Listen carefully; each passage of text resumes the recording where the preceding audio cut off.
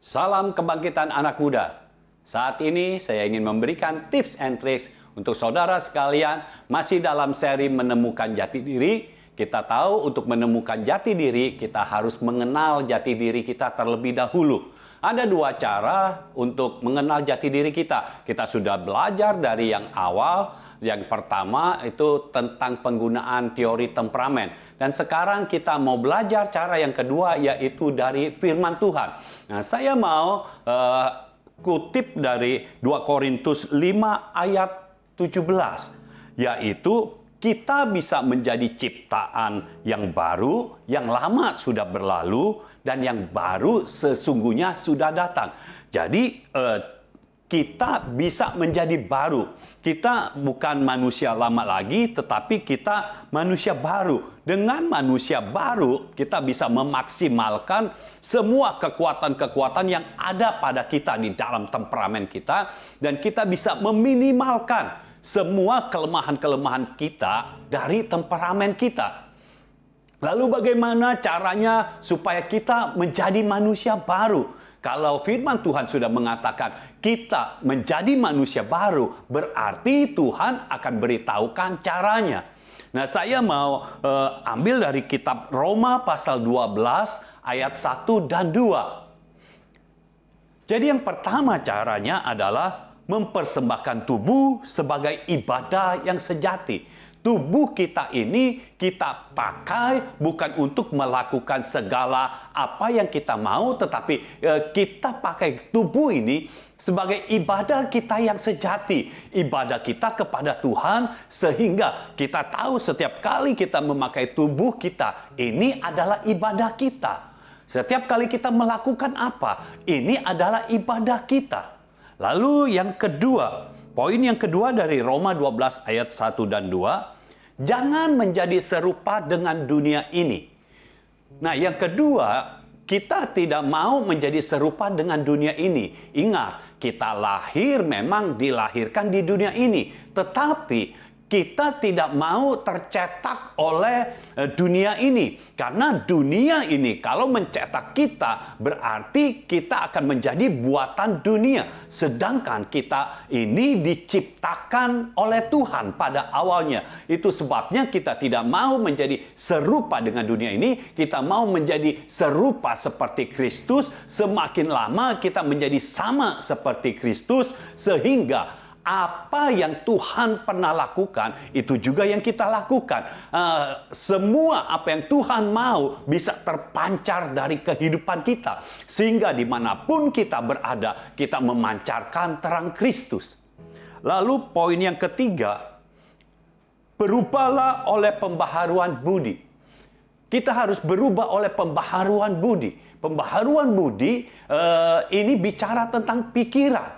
Kita harus berubah di dalam pikiran kita. Karena kalau kita mengamati segala sesuatu yang terjadi di dalam hidup kita, banyak terjadinya di dalam pikiran.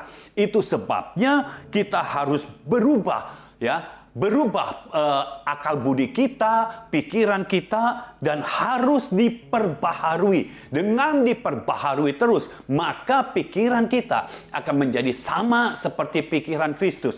Pada saat pikiran kita sama dengan pikiran Kristus, maka sudah semakin dekat kita dengan manusia yang baru. Yang keempat, perhatikan apa yang kita dengar dan apa yang kita lihat. Karena apa yang kita dengar itu membuat kita itu menerima semua input. Ya, apa yang kita lihat itu juga membuat input kita. Itu masuk ke dalam pikiran kita, lalu masuk dalam hati kita. Nah, apa yang kita dengar dan apa yang kita lihat seringkali tanpa kita sadari, seringkali itu yang menjadi output kita. Itu juga yang menjadi perkataan kita. Ketika kita mendengar banyak peristiwa yang buruk, seringkali mulut kita memperkatakan hal yang sama. Hal-hal yang buruk yang kita katakan. Nah, sekarang waktunya kita berubah. Manusia lama kita sudah tidak ada lagi, sesungguhnya yang baru sudah datang. Dan kita sekarang hidup di dalam manusia yang baru. Biar firman Tuhan benar-benar mengubah kita menjadi ciptaan yang baru. Dan saya percaya ketika kita mengubah konsep pikir kita, mengubah pola pikir kita, maka sesuatu yang besar akan menanti hidup saudara untuk hidup menjadi manusia yang baru. Ketika engkau menjadi manusia yang baru, maka sesuatu yang baru akan datang di dalam hidupmu. Hal-hal yang baru akan datang di dalam hidupmu. Dan itu adalah hal-hal yang ilahi dan supranatural. Itu akan membuat hidupmu menjadi sangat berbeda. Karena engkau sedang menuju kepada yang jauh lebih baik lagi. Demikian tips and tricks dari saya. Salam semuanya. See you on the next level. Selamat datang di program Crossover to the Next Level. Kita berjumpa lagi bersama saya David Alexander di dalam seri Menemukan Jati Diri episode yang terakhir. Bersama saya telah hadir Evangelis Mulyono Zakaria dan kita akan membahas bagaimana memaksimalkan kekuatan dan meminimalkan kelemahan.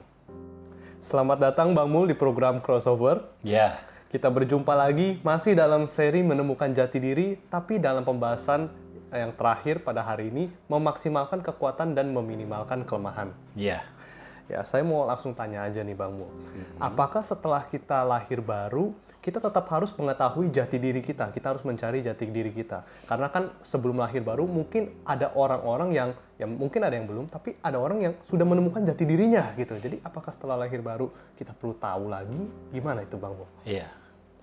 Intinya kan di lahir barunya.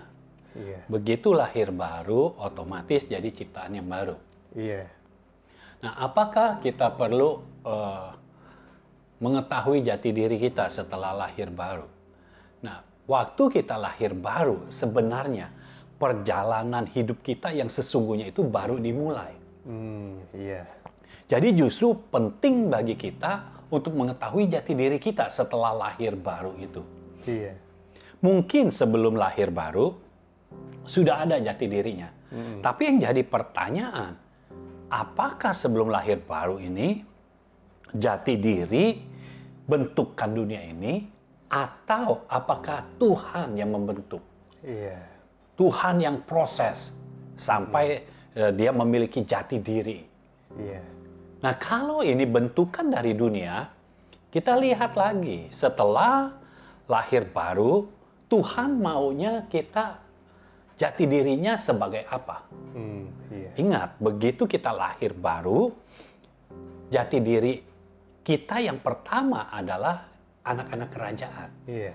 Jadi itu sudah berbeda dengan jati diri yang bentukan dunia ini. Karena dunia tidak akan membentuk kita menjadi anak-anak kerajaan sorga. Iya. Ya. Nah, kalau kita sudah lihat, mungkin aja bisa sama jati dirinya, tapi bisa juga berbeda. Jadi kalau jati dirinya berbeda, jadi setelah lahir baru, jati diri yang lama ya jangan dibuang dulu, karena kan masih belum tahu apakah itu sama apa enggak. Iya. Tapi kita terus berendam dalam firman, biar terjadi pekerjaan firman dan roh di dalam hidup kita, sampai kita benar-benar tahu Tuhan maunya kita menjadi seperti apa. Karena sebagai anak-anak kerajaan, masing-masing anak punya tugas yang spesifik, punya tugas yang cuma dia sendiri yang bisa gitu. Berbeda dengan yang lainnya. Ya. Walaupun semuanya pakai nilai-nilai kerajaan, semuanya merepresentasikan Bapa di sorga, tetapi tugasnya mungkin beda-beda. Ya. Nah, kalau sudah berendam dalam firman, ada pekerjaan firman, ada pekerjaan roh. Nah, kalau sudah lahir baru, artinya kalau sudah lahir baru mau menemukan jati diri, dari kecil mungkin jati dirinya belum ada. Ya, dari kecil mungkin belum ada. Jadi karena lingkungan atau apa sudah membentuk jati dirinya setelah dewasa. Nah, karena dari kecil belum ada, ini mulai perjalanan yang baru. Nah, biarkan saja terjadi pekerjaan firman dan roh, otomatis yang lama tetap berlangsung kan? Iya. tetap berlangsung sampai kita menemukan jati diri yang baru. Iya. Ya, jati diri yang baru di dalam Tuhan itu apa? Nah, ini bisa melalui Bapa rohani, ya, supaya ada yang mengarahkan. Karena kalau kita baru aja lahir baru, pertama antara pekerjaan roh dan pekerjaan emosi kita, perasaan kita itu masih campur aduk. Iya. Jadi terkadang kita merasa, oh ini dari Tuhan nih, kita jalan aja. Oh belum tentu. Terkadang karena perasaan kita, emosi kita yang lagi menggebu-gebu karena baru aja kan lahir baru, waduh langsung kayak mau, kalau bisa di gereja terus selama 24 jam. Nah itu kan kurang tepat. Ya. Jadi kalau ada Bapak rohani bisa dikasih arahan, dikasih ajaran, ya. Mau di gereja terus nggak bisa, mesti balik ke rumah. Di rumah ada yang harus dikerjakan. Hidup itu bukan melayani, itu bukan di gereja aja. Melayani itu dalam kehidupan sehari-hari justru. Ya, jadi perlu peran dari seorang Bapak rohani untuk bisa mengarahkan sehingga ini tidak liar. Dan kalau ada Bapak rohani, otomatis perjalanan hidup kita jadi lebih terarah dan tidak buang waktu. Yang lebih penting itu. Sehingga dalam menemukan jati diri, setelah ketemu jati dirinya, waktu kita masih panjang untuk kita berkarya bagi Tuhan melalui jati diri yang baru ini. Jadi kalau setelah kita lahir baru, justru kita perlu cari tahu, perlu mengetahui jati diri kita apa. Setelah kita tahu kalau ini berbeda dengan jati diri yang sebelumnya, ya, kalau jati diri yang baru ini sudah fix, jati diri yang lama bisa dibuang. Kita pakai jati diri yang baru, yaitu jati diri di dalam Tuhan, seperti yang Tuhan mau. Dan kalau jati diri yang baru ini, yang berasal dari Tuhan ini, sudah kita ketahui dan kita menjalaninya, maka jati diri yang lama tidak akan punya pengaruh apa-apa. Artinya, seandainya dengan jati diri yang lama, kita bisa mendapatkan uang. Ini akan menjadi tidak berarti ketika kita menjalani jati diri yang baru. Karena Tuhan akan memberkati jati diri kita yang baru ini. Sehingga kita tidak berkekurangan karena Tuhan menjanjikan kita hidup di dalam kelimpahan. Jadi peranan Bapak rohani itu sangat penting ya untuk kita tuh bisa mengetahui jati diri kita yang sesungguhnya. Iya. Karena seringkali kalau orang baru lahir baru saja, emosinya itu bagaimana ya, kan lagi semangat, jadi emosinya itu menggebu-gebu.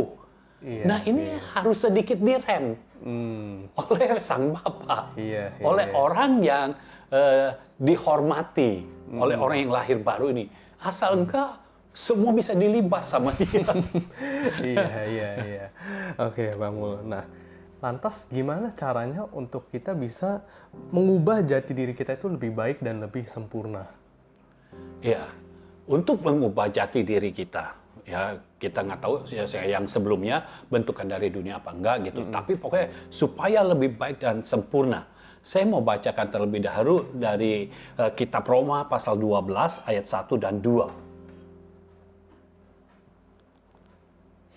Ya, Roma 12 ayat 1 dan 2 saya akan bacakan. Karena itu saudara-saudara, demi kemurahan Allah, aku menasihatkan kamu supaya kamu mempersembahkan tubuhmu sebagai persembahan yang hidup, yang kudus dan yang berkenan kepada Allah. Itu adalah ibadahmu yang sejati. Janganlah kamu menjadi serupa dengan dunia ini, tetapi berubahlah oleh pembaharuan budimu, sehingga kamu dapat membedakan manakah kehendak Allah, apa yang baik, yang berkenan kepada Allah, dan yang sempurna. Ya, jadi saya mau menjelaskan kata ibadahmu yang sejati itu dalam bahasa Inggrisnya pakai kalimat reasonable service. Jadi mempersembahkan tubuh itu artinya pelayanan kita Dan ini pelayanan yang masuk akal atau pelayanan yang dapat dipertanggungjawabkan. Jadi kita mempersembahkan tubuh kita ini sebagai ibadah yang sejati. Tubuh kita nggak pakai untuk urusan duniawi, tapi kita pakai untuk urusan kerajaan sorga. Ya. Lalu dikatakan lagi, janganlah menjadi serupa dengan dunia ini. Nah, menjadi serupa ini kalau pakai bahasa Yunaninya itu pakai kata suskematizo, ya. Artinya itu to be molded atau dicetak sesuai dengan pola. Jadi kalau kita menjadi serupa dengan dunia ini, cetakan kita adalah cetakan dunia ini. Itu sebabnya kita harus berubah. Karena yang namanya cetakan, artinya kita nggak berubah-berubah. Cetakannya itu ya udah itu. Makanya bentukan dari dunia ini bisa membentuk jati diri kita. Tetapi itu jati diri yang belum tentu sesuai dengan yang Tuhan mau. Ya, jadi kita perlu jati diri yang sesuai dengan yang Tuhan mau. Makanya kita harus berubah. Nah, kata berubah di situ memakai kata metamorfo. Nah, tahu kan metamorfo, jadi dari situ ada kata metamorfosis, ya. Artinya itu berubah rupa yang sifatnya bertahap tapi permanen. Contohnya seperti ulat, ya. Ulat dia berubah nggak langsung jadi kupu-kupu. Ya. Ulat itu tidak bagus. Banyak orang jijik melihat ulat, tapi banyak orang suka dengan kupu-kupu. Ya. Nah, dari ulat menjadi kepompong. Dari kepompong menjadi kupu-kupu. Nah, kita harus berubah karena dunia ini mencetak kita itu benar-benar gila-gilaan. Ya. Kita dicetak sedemikian rupa sampai kita tuh sesuai dengan dunia ini. Nah, kita tidak mau sesuai dengan dunia ini, ya. Kita mau sesuai dengan kerajaan sorga. Kita mau polanya adalah pola sorga, bukan pola dunia. Ya, makanya kita berubah. Tetapi tidak ada perubahan yang instan. Tidak ada perubahan hari ini saya mau berubah, lalu langsung kita berubah. Itu seperti film anak-anak dulu, Satria Baja Hitam. Begitu berubah, langsung berubah jadi pahlawan. Kita nggak bisa seperti itu. Nah, perhatikan dari ulat berubah menjadi kepompong. Jadi bertahap, belum jadi kupu-kupu. Dari kepompong baru jadi kupu-kupu. Bertahap, tapi akhirnya permanen jadi kupu-kupu. Nah, kalau kita lihat lagi, dari ulat jadi kepompong, tidak pernah kepompong berubah jadi ulat lagi. Ya. Dan tidak pernah dari kepompong jadi kupu-kupu. Kupu-kupu udah keluar, mau berubah warna, jadi kepompong lagi. Nggak bisa. Setelah jadi kupu-kupu, ya udah itulah jadinya. Ya. Jadi kupu-kupu. Nah, kita mau perubahan yang seperti itu. Tidak instan, tidak langsung, bertahap, tapi permanen. Jadi kalau kita berubah, perubahannya sedikit demi sedikit, tapi permanen. Terus ada perubahan. Perubahan ke arah yang lebih baik. Perubahan yang sesuai dengan pola sorga. Itu yang kita mau. Ya. Lalu, kata pembaharuan di situ ya berasal dari kata anakainosis. Yang memiliki pengertian diubahkan dalam bentuk lain. Jadi kita berubah oleh pembaharuan budi, ya. Nah, kata pembaharuan itu diubahkan dalam bentuk lain. Nah, kita tadinya bentukan dari dunia ini diubah menjadi bentukan dari sorga. Otomatis berubah. Dan mungkin orang akan tidak mengenali kita pada saat kita sudah berubah. Sama seperti waktu kupu-kupu ya sudah jadi kupu-kupu, orang tidak mengenali lagi ini dulunya ulat atau sebelumnya kepompong. Karena beda banget. Nah, kalau kita berubah ya dari dunia ini menjadi serupa dengan pola sorga, nah kita perubahannya bertahap, dan diubah dalam bentuk yang lain. Iya. Artinya di dalam kita. Jadi ini bukan berubah secara fisik ya, tapi di dalam kita diubah. Iya. Ya, hati kita diubah. Yang tadinya hati kita suka iri, diubah. Kita menjadi bisa merelakan. Iya. Yang tadinya kita kurang mengasihi, jadi mengasihi. Iya. Contoh seperti Paulus. Iya. Paulus, dia begitu bersemangat untuk menganiaya orang Kristen pada saat itu, ya. Dia begitu bersemangat. Tapi tiba-tiba dia bertobat, ya Tuhan sendiri yang menjamah dia bertobat. Waktu dia bertobat, dia nggak menganiaya orang Kristen lagi. Dan dia juga tidak menganiaya orang fasik. Iya. Tidak menganiaya.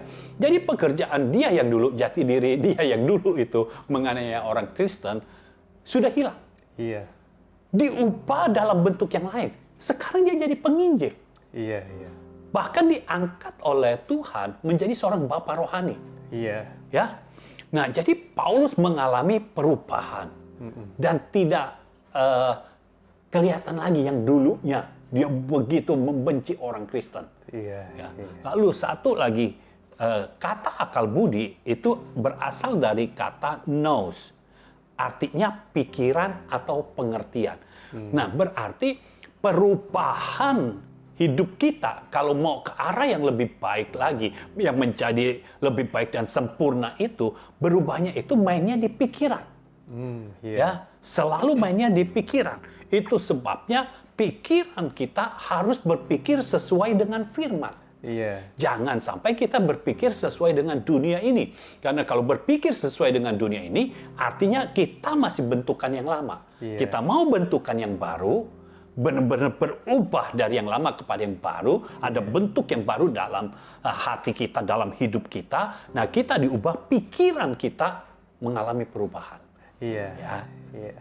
Oke, Bang Mul. Bicara soal pikiran ya, Bang Mul. Untuk kita bisa memaksimalkan kekuatan dan meminimalkan kelemahan kita, kita kan harus memperhatikan apa yang menjadi input kita. Iya. Ya. Bang Mul bisa menjelaskan lagi nggak hubungannya antara input yang kita terima dengan kita bisa memaksimal kekuatan dan meminimalkan kelemahan itu seperti apa, Bang Mul? Prosesnya seperti apa, Bang Mul? Iya. Nah, saya beritahu dulu caranya proses ini bekerja ya, proses input dan output. Iya. Awalnya dari perkataan atau tindakan yang kita lihat. Iya. Ya, jadi perkataan yang kita dengar atau tindakan yang kita lihat. Iya. Itu kita dengar, kita lihat. Nah, ini masuk ke pikiran kita. Iya. Contohnya, kalau kita nonton televisi, ya, nonton televisi, terus nonton film, atau misalnya nontonnya drama Korea deh, ya, nonton drama Korea, terus nonton, masuk ke dalam pikiran kita.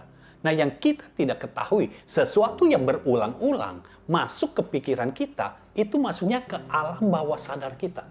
Dan itu seperti di-save di situ, disimpan di situ, di alam bawah sadar kita, yang sewaktu-waktu bisa keluar. Iya. Ya, karena disimpan di situ. Nah, dari pikiran itu masuk ke hati. Kalau input begitu, jadi masuk ke pikiran, masuk ke hati.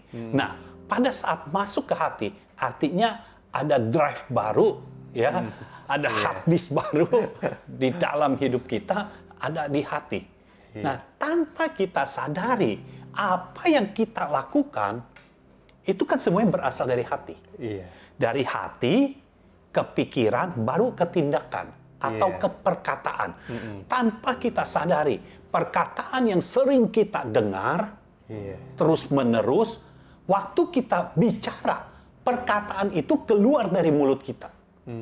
Padahal sebelumnya kita belum pernah mengucapkan itu. Tetapi karena kita dengar terus, akhirnya itu yang keluar. Sama seperti tindakannya. Tindakannya apa? Misalnya kita sering nonton orang kalau marah pukul tembok. Kalau marah pukul tembok. Terus masuk ke dalam pikiran kita, masuk dalam alam bawah sadar kita, masuk ke dalam hati kita. Tanpa kita sadari, waktu kita marah, kita pukul tembok. Nggak sadar gitu bahkan kita. Tanpa disadari, karena itu yang sudah terekam di alam bawah sadar. Iya. Itu sebabnya penting bagi kita untuk memilih perkataan-perkataan yang masuk di dalam pikiran kita. Iya. Dan penting untuk kita melihat segala aksi, segala tindakan yang ada di depan mata kita. Iya. Khususnya anak-anak, mereka kalau nonton atau mendengar, itu gampang sekali masuknya. Iya. Perhatikan, anak-anak kalau dengar apa, nanti tiba-tiba dia ngomong seperti itu. Iya. Tapi dia nggak tahu artinya. Iya. Ya. Iya. Terus yang dia tonton, begitu terus.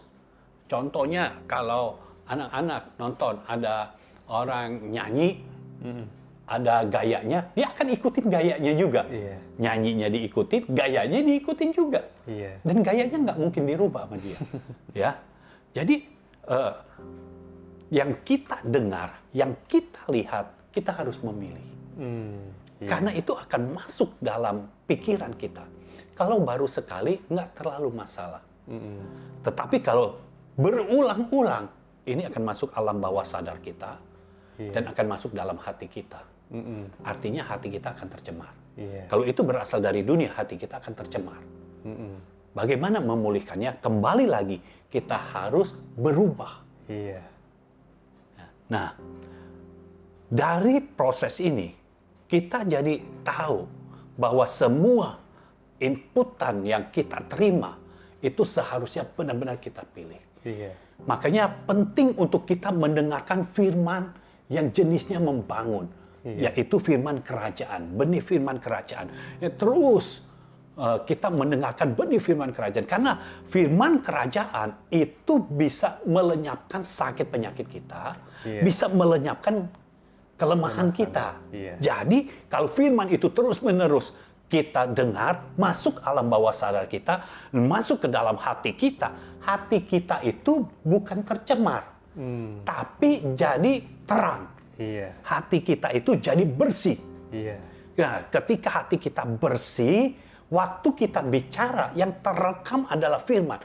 Tanpa kita sadari, yang kita katakan adalah firman. Iya. Pada saat kita katakan firman, apalagi kita katakan dengan sengaja, kita deklarasikan, maka firman akan menjadi kenyataan. Iya. Iya. Nah, itu yang akan membuat jati diri kita menjadi lebih baik dan sempurna. Iya. Oke, Bang Mul. Ya, kita sudah ada di penghujung episode kali ini. Mungkin Bang Mul ada mau memberikan sepatah dua kata untuk menutup seri menemukan jati diri ya, Bang Mul. Ya, bagi saudara-saudara, baik saudara yang sudah menemukan jati diri atau yang belum menemukan jati diri, tapi saya mau menghimbau saudara, temukanlah jati diri di dalam Tuhan. Iya. Jangan dari dunia ini. Karena kalau engkau menemukan jati diri di dalam Tuhan, maka Tuhan akan membuat perjalananmu menjadi berhasil. Yusuf menemukan jati dirinya di dalam Tuhan. Dia menjadi penguasa. Karena Tuhan sudah menaruh itu di dalam mimpinya. Dia menjadi penguasa di Mesir. Seperti yang Tuhan mau. Dan ketika dia menjadi penguasa, dia menjadi orang yang memelihara umat Tuhan. Dia menjadi orang yang benar-benar dipakai Tuhan. Bukan hanya memelihara satu keluarga, tetapi memelihara seisi dunia pada saat itu. Pada saat Tuhan telah memberikan jati diri kepadamu, engkau melakukannya sesuai dengan firman Tuhan, sesuai dengan apa yang Tuhan berikan di dalam hidupmu, maka Tuhan akan buat semua yang kau lakukan menjadi berhasil. Semua yang Yusuf lakukan menjadi berhasil. Dia lakukan, dia buka gudang sebanyak-banyaknya, gandum ditimbun di sana, dan semuanya itu berguna untuk umat manusia pada saat itu, seisi dunia. Dan mereka semua bisa merasakan, karena ada Yusuf, semua terpelihara. Bukan hanya umat Tuhan, memang khususnya untuk umat Tuhan. Umat Tuhan tidak mati kelaparan. Umat Tuhan tetap berada di dalam perlindungan Tuhan. Dan karena Yusuf, bangsa Israel, umat Tuhan pada saat itu, tetap masih berada sampai sekarang ini. Karena Yusuf dipakai oleh Tuhan. Dan dia melakukan semuanya sesuai dengan nilai kerajaan. Dia tidak serong ke kanan, serong ke kiri. Sampai masa akhir hidupnya. Yusuf ada di dalam tangan Tuhan. Dia hidup, menikmati hidupnya sampai masa akhir hidupnya. Dan Tuhan sangat memberkati dia dan memberkati orang-orang di sekitarnya. Jadi, Temukan jati diri di dalam Tuhan. Kalau engkau belum tahu, cari Bapa rohani yang bisa mengarahkan engkau untuk menemukan jati diri di dalam Tuhan. Tuhan memberkati setiap apa yang engkau lakukan.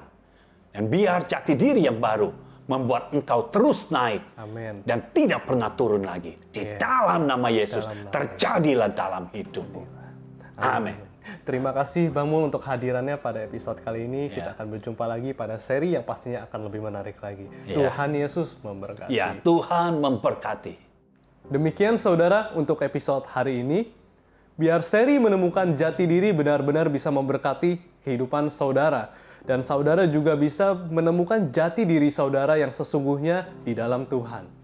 Program Crossover akan tayang setiap hari Selasa pukul 7 malam. Saudara bisa klik like dan subscribe channel Mulyono Zakaria. Jangan lupa klik loncengnya. Saudara juga bisa follow Instagram JGF Indonesia. Saya David Alexander, kita akan berjumpa pada episode yang selanjutnya.